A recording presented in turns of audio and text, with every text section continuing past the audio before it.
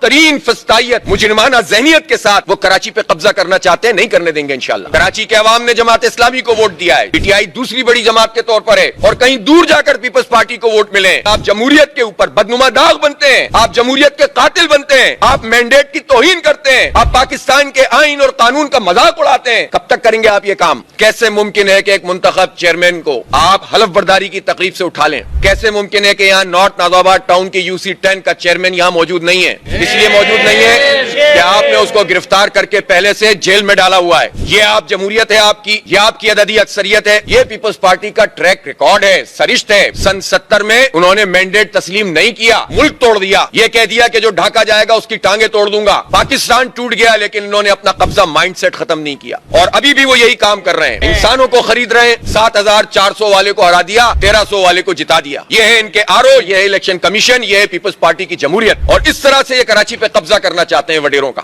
P T I نے جماعت اسلامی کی حمایت کی ہے، ہم دونوں مل کر میئر کا الیکشن لڑیں گے، جماعت اسلامی کا میئر ہوگا، ہمارے نمبر زیادہ ہیں۔ ان نمبروں کو کم کرنے کے لیے کسی کو جیل میں ڈال دو، کسی کو حلف نہ اٹھانے دو، کسی کو خریدنے کی کوشش کرو، لیکن اس ملک میں کوئی ہے، کوئی ایکشن لے۔ الیکشن کمیشن تو پیپلز پارٹی کا ہے، ہماری ملازمت کرنے والے ہمارے ہی مینڈیٹ کو کھا جائیں پیپلز پارٹی کے ساتھ مل کر کیسے تسلیم کریں گے ہم؟ اور کچھ بھی کر لو، ہر صورت میں میئر جماعت اسلامی کا بنے گا انشاءاللہ۔